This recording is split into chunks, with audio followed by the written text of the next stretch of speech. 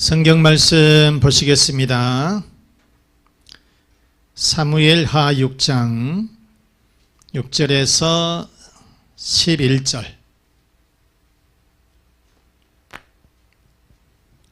그들이 나곤의 타작마당에 이르러서는 소들이 뛰므로 웃사가 손을 들어 하나님의 궤를 붙들었더니 여호와 하나님이 웃사가 잘못함으로 말미암아 진노하사 그를 그곳에서 치시니 그가 거기 하나님의 궤 곁에서 죽으니라. 여호와께서 웃사를 치심으로 다윗이 분하여 그 곳을 베레스 웃사라 부르니 그 이름이 오늘까지 이르니라.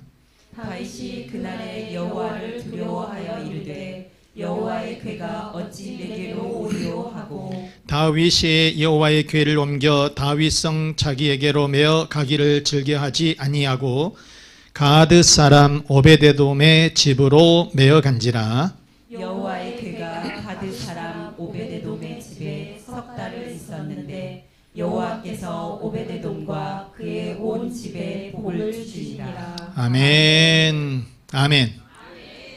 오늘 제목 한번 보시겠어요? 오베데돔의 축복.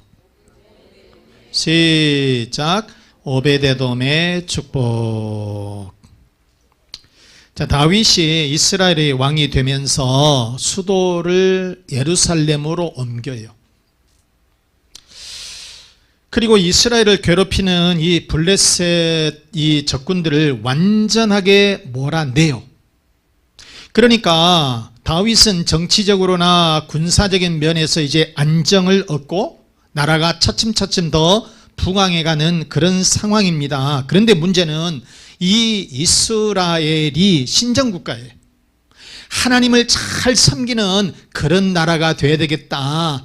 이 다윗은 그렇게 생각을 했는데 문제는 법궤가 지금 수도에 예루살렘 성에 있지를 않다는 것이에요. 그래서 다윗은 이 방치되어 있는 이 법궤를 모셔와야 되겠다라고 생각을 하고서는 이 병사 3만 명을 뽑아요. 그리고 새 수레를 제작을 해요. 그렇게 해서 변방에 있는 모셔져 있는 그 법궤를 지금 예루살렘 성으로 모셔드리는 엄청난 국가적인 프로젝트를 시작하게 됐다는 것이에요. 자, 그런데 이렇게 해서 이 법궤를 모셔오게 됐는데, 법궤를 오게 되는데 오는 도중에 소들이 팔짝 뛴 거예요. 조심조심 모셔와야 할 이 법궤를 소들이 팔짝 뛰게 되니까 뒤에 있는 이 법궤가 흔들리게 되겠죠. 그러면서 법궤가 떨어지려고 하는 거예요. 그러니까 어찌 보면 뒤에서 이 법궤를 모시고 가는 웃사라고 하는 사람이 이걸 손으로 잡아버려요. 손으로 잡았는데 이 웃사가 그 현장에서 즉사해버리고 말아요. 그러니까 이렇게 엄청난 큰 행사였는데 이 행사를 중지를 하고, 여러분, 큰 대형 사고가 발생을 했으니까 이제 법궤 모셔오는 일이 중단이 된 거예요. 그래서 이 법궤를 어디다가 잠시 보관하게 되느냐, 오벳에돔이라고 하는 집으로 잠시 보관하게 되었다는 것입니다. 오늘 내용이 그겁니다. 자, 그러면 우리 본문에서 오늘 주시는 교훈은 무엇이냐? 첫째, 하나님은 오벳에돔의 집에 복을 내려 주셨다는 것이에요. 시작. 하나님은 오벳에돔의 집에 복을 주셨다. 아멘. 11절 말씀에 보시면 여호와의 궤가 가드 사람 오벳에돔의 집에 석 달을 있었는데 여호와께서 오벳에돔과 그의 온 집에 복을 주셨다, 그 말이에요. 방금도 말씀을 드렸지만은 통일 이스라엘의 왕이 된 이 다윗은 국내외 정치를 다 정리를 하면서 이제 국가가 든든히 서가는 거예요. 그러면서 신정국가의 모습을 갖추기 위해서 제일 먼저 시행한 이 국가적인 큰 프로젝트, 바로 법궤를 모셔오는 일이에요. 자, 이 법궤는 엘리 제사장 때에 블레셋 사람들한테 빼앗겨 버렸어요.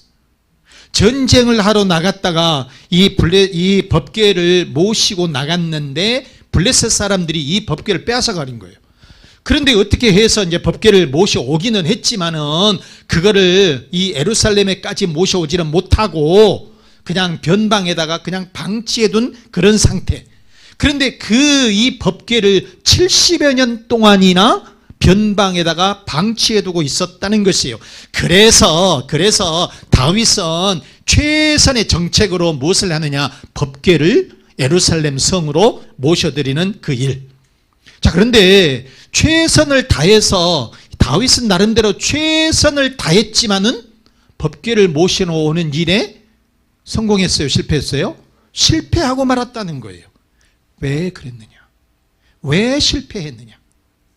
첫째는 법궤를 수레로 모셔봤기 때문이라는 거예요. 수레로 모셔오면 안 돼요.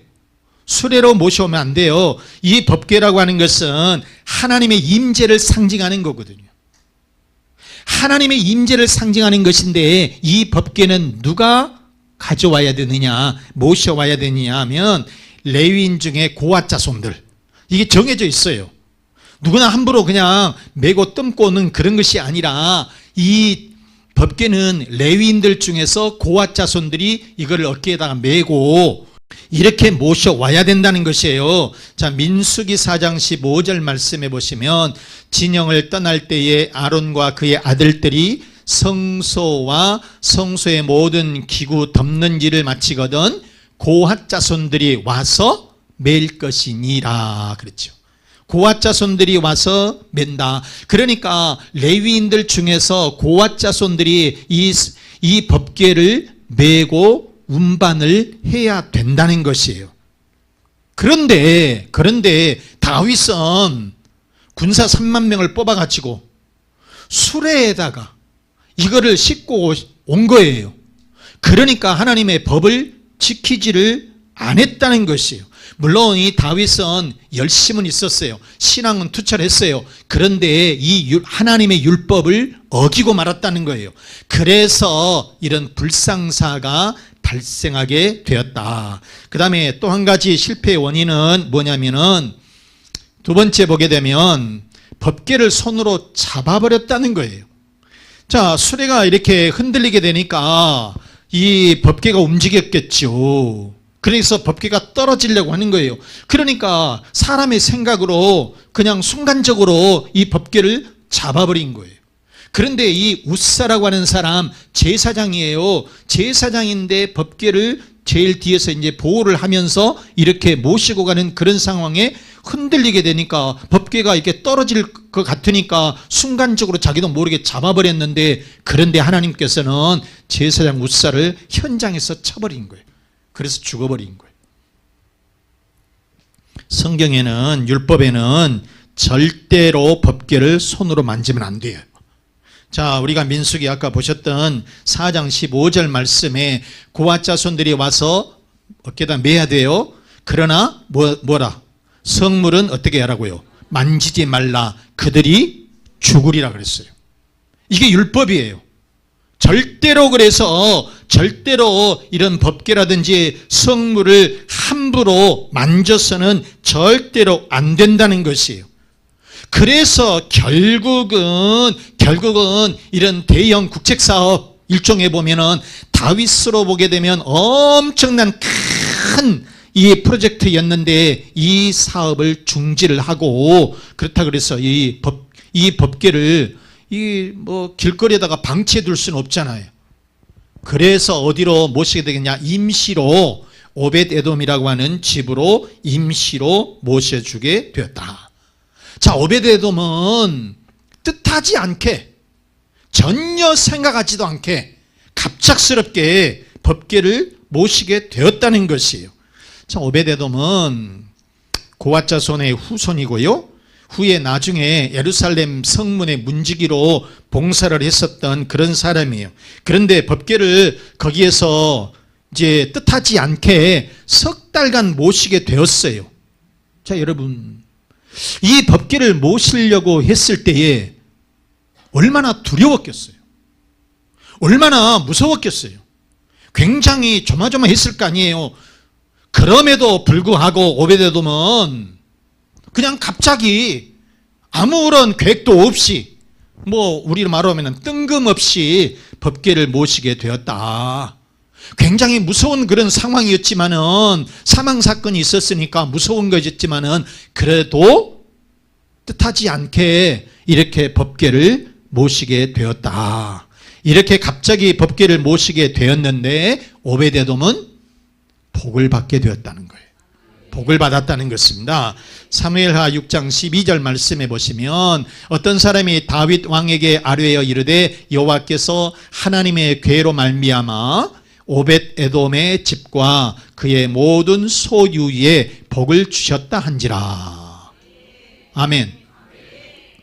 그러니까 뜻하지 않게 이 법궤를 오베데돔이 모시게 되었는데 석 달간 있었어요. 얼마만큼 큰 복을 받았는지 그 소문이 이 예루살렘에까지 다윗의 귀에까지 들어가게 되었다는 것이에요. 자, 여러분, 이처럼 하나님의 법궤를 모셨을 때에 하나님의 축복을 받더라. 먼저 오베데돔은 본인이 먼저 복을 받았어요.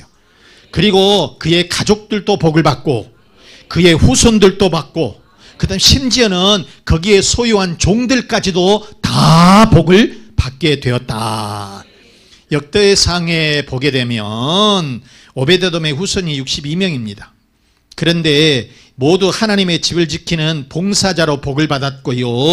그 다음에 이들은 어떤 일을 하든지 굉장히 능력 있는 사람들이 되었다는 거예요. 능력 있는 능력자가 되었다는 거예요. 역대상 26장 8절 말씀해 보시면 이는 다 오베데돔의 자손이라 그들과 그의 아들들과 그의 형제들은 다 뭐가 있어? 능력이 있어 그 직무를 잘하는 자이니 그랬어요. 이렇게 오베데돔과 그의 후손들 그런 모든 사람들이 복을 받았는데 능력 있는 사람들이 되었다. 능력 있는 사람들이 되었다. 하나님의 큰 축복을 받게 되었다라고 하는 그런 말씀인 거예요. 사랑하는 여러분, 오베데돔은 갑자기 뜬금없이 이 법궤를 모시게 되었어요. 그런데 본인은 말할 것도 없고 그의 가족들도 그리고 그의 후손들도 심지어는 거기에 속한 종들까지 모든 사람들이 다 복을 받게 된 줄로 믿습니다. 자, 누가복음 5장에 보면 베드로가 나옵니다. 베드로가 이렇게 나오는데 베드로는 갈릴리 호수에서 고기를 잡는 어부였습니다. 그런데 어느 날 고기를 한 마리도 잡지를 못한 거예요. 그래서 이제 오늘은 왜 이렇게 고기도 안 잡히지? 굉장히 마음이 얼마나 좀 허전했죠.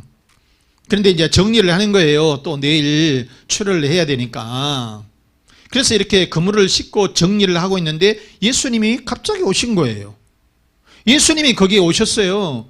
그래서 다짜고짜 하시는 말씀이 뭐냐면 깊은 데 가서 그물을 내리라는 거예요. 그런데 그때 당시에 이 베드로가 예수님을 하나님의 아들로 알지를 못한 때예요. 그리고 이 베드로가 알고 있는 거는 예수님은 이 목수의 아들이다. 뭐 그 정도밖에 몰라요. 어부도 아니잖아요. 그러니까 우리 같으면 여러분 누가 그런 얘기하게 되면 당신이 뭘 아는데 이럴 수 있겠잖아요. 그리고 며칠부터 내가 오겠다고 예약을 한 것도 아니고 거기서 계시다가 이렇게 베드로에게 온 것도 아니고요. 갑자기 그냥 그물 정리하고 이제 다 가려고 해요. 집으로 가려고. 피곤하겠잖아요. 밤새내 그물질을 했어도 고기는 잡지를 못하고 사람이 고기를 못 잡으면 더 피곤해. 장사 안 되면 더 힘들다고 그러잖아요. 그래서 너무너무나도 힘들고 지쳐있는 이런 상황이고 어찌 보면 짜증나고 있는 그런 상황인데 예수님이 갑자기 오셔서 깊은 데로 가서 그물 던져라 했을 때에 이 베드로는 그냥 말씀에 순종해서 깊은 데로 가서 그물을 내렸어요. 그랬더니 얼마만큼 많은 물고기가 잡혔는지 그물이 찢어질 정도였었고, 그래서 다른 사람들에게 불러서 이렇게 고기를 다 나누게 되었다라고 하는 그런 말씀인 거죠. 자, 이처럼 여기서 우리에게 주어지는 큰 교훈이 무엇이냐면, 베드로는 갑자기 주님을 모셔드리게 되었다는 거예요. 우리 예수님을 모셔드렸어요. 그런데 하나님의 기적적인 역사가 일어나게 되더라. 그래서 여러분, 우리는 주님을 모시면 복이 되더라, 그런 말씀인 거죠. 누가복음 5장 7절 말씀 보세요. 이에 다른 배에 있는 동무들에게 손짓하여 와서 도와달라 하니 그들이 와서 두 배의 채움에 잠기게 되었더라. 아멘. 아멘. 그때서야 베드로가 무릎을 꿇고 주님을 모시게 돼요. 처음에는 알지도 못했단 말이에요. 사랑하는 여러분, 베드로는 뜬금없이 갑자기 주님을 배에 모셔드렸어요. 그랬더니 엄청난 물고기를 잡은 줄로 믿습니다. 또 오베데돔은 큰 사고가 있었음에도 하나님의 이러한 법궤를 자기 집으로 모셨어요. 그랬더니 오베데돔과 그 다음에 그의 온 집안들과 후손들과 거기에 속해 있는 모든 사람들까지 다 복을 받은 줄로 믿습니다. 그런 거로 우리들도 우리 주님을 영접하여서 주님을 잘 모셔드리면 반드시 하나님의 큰 축복이 있을 줄로 믿습니다. 자, 그러면 오벳에돔이 왜 이렇게 엄청난 큰 축복을 받게 되었다고요? 두 번째, 오벳에돔은 뭐를 모셨기 때문에? 법궤를 모셨기 때문이다. 법궤는 무엇이다? 하나님의 임재를 상징한다 그랬어요. 하나님의 임재를 상징한다 그랬어요. 그래서 우리도 하나님을 모셔드리자. 시작. 우리도 하나님을 모셔드리자. 아멘. 10절 말씀 한번 보시겠어요? 다윗이 여호와의 궤를 옮겨 다윗성 자기에게로 메어가기를 즐겨하지 아니하고 가드 사람 오벳에돔의 집으로 메어갔다 그랬습니다. 지금 이 법궤가 누구의 집으로 갔어요? 오벳에돔이라고 하는 집으로 모셔지게 되었다, 그런 얘기입니다. 자, 다윗 왕의 이러한 지시하에서 법궤를 예루살렘으로 모셔오는 엄청난 이런 사업, 대형 프로젝트가 사실상 실패해버리고 말았다고 그랬어요. 그래서 이 법궤를 어디다가 놔둘까? 그냥 길바닥에 방치할 수가 없으니까 그냥 그 근처에 있는 오베데돔이라고 하는 그런 집으로 잠시 동안 모셔지게 되었다라고 그랬어요. 아까도 말씀을 드렸지만은 오베데돔은 계획된 것이 아니었어요. 뜻하지 않게 이렇게 법궤를 모셔드리게 되었다, 그런 얘기예요. 이렇게 법궤를 모셔드릴 때에 자기 마음은 좀 불안했겠죠. 왜냐하면 큰 사망사건이 있었으니까, 대형 사고가 있었으니까 혹시라도 우리 집에도 이런 엄청난 재앙이 다가오면 어쩔까, 그런 겁이 좀 났겠죠. 그럼에도 불구하고 뜻하지 않게 그냥 갑자기 이렇게 법궤를 모셔드리게 되었을 때에 일주일이 지났어요. 불안 좀 했겠죠. 그런데 하나님의 축복이 쌓이는 거예요. 한 달이 지났어요. 하나님의 축복이 엄청나게 큰 거예요. 석 달이 지났는데 하나님의 축복이 아주 대형적으로. 그래서 이 소문 나서 이 예루살렘에까지 가게 되었고 다윗 왕까지 그렇게 그 귀에 들어가게 되었다. 여러분, 왜 오베데돔이 이러한 큰 복을 받게 되었느냐? 그것은 본의 아니었지만은 무엇을 모셨기 때문이다? 법궤를 모셨다. 법궤라고 하는 것은 곧 하나님을 모셨기 때문이다. 여러분, 오베데돔이 법궤를 모시게 되니까, 하나님을 정성스럽게 모시게 되니까 복이 쏟아지게 되었다라고 하는 것이, 본인만 복을 받은 것이 아니라 그의 자녀들도 후손들도 그 집안에 속해 있는 모든 사람들까지 다 복을 받았다. 그런 거로 우리들도 하나님을 모셔드리기만 하면은 복이 임할 줄로 믿습니다. 열왕기상 17장에 보면은 엘리야 선지자가 나오고 사르밧 여인이 나옵니다. 북이스라엘의 아합 왕 시대 때입니다. 그런데 이 아합 왕이라고 하는 사람은 굉장히 나쁜 왕이에요. 악한 왕이에요. 하나님을 섬기지 아니하고 이방 신을 섬겨요. 바알 신을 섬겨요. 그러니까 하나님께서 엄청나게 그 북이스라엘을 징계를 내리게 되는데, 그런데 어떤 징계를 내리느냐, 3년 이상을 비나 이슬이 내리지를 안 해버린 거예요. 살겠어요, 죽었어요. 다 죽어가는 거예요. 동물들은 뭐 당연히 죽고, 뭐 초목들 익어요, 나무 뭐 풀뿌리 하나 날 것 없이 그냥 살아남는 것이 없어요. 그냥 길바닥에는 이 동물들이 다 쓰러져 갖고 있고요. 그 다음에 이 밖에 나가면 나무 다 말라져 갖고 있고, 사람들도 죽은 사람들이 널브러져 갖고 있는 거예요. 여러분, 우리나라도 비가 자주 오지만은 이 중동 지역에 그 가뭄든 이 땅에 3년 반씩이나 비나 이슬이 내리지 않으면은 이건 뭐 죽어가는 것은 당연한 거죠. 엘리야 선지자는 아합 왕에게 이렇게 경고를 하고서는 자기 몸을 피했습니다. 사르밧으로 도망을 쳤어요. 그래서 숨어 있어요.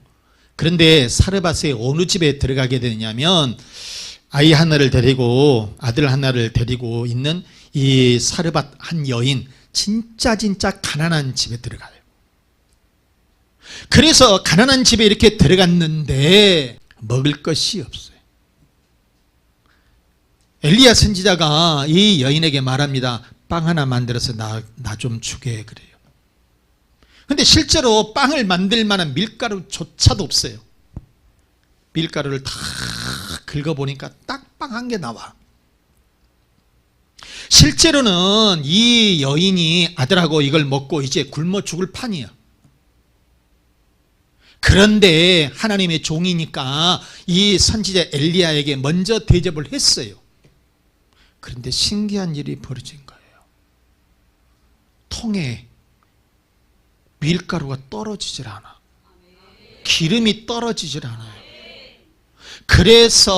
그래서 이 가뭄이 끝날 때까지 연명을 할 수 있었고 먹을 수가 있었다라고 하는 그런 기적의 역사가 일어나게 되었다. 열왕기상 17장 16절 말씀 보시면, 여호와께서 엘리야를 통하여 하신 말씀같이 통에 가루가 떨어지지 아니하고 병에 기름이 없어지지 아니하니라. 이렇게 하나님의 기적이 일어나더라는 것이에요. 왜? 하나님의 종을 모셨어요. 즉 하나님을 모셨다 그 말이에요.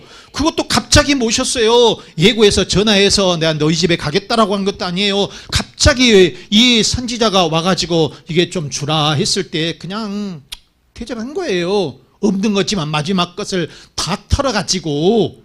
그런데 하나님께서 이 사르밧 여인의 이 집에 큰 축복을 내리셔서 통에 밀가루하고 병에 기름이 떨어지지 아니하는 그런 기적의 축복을 주시게 되었다.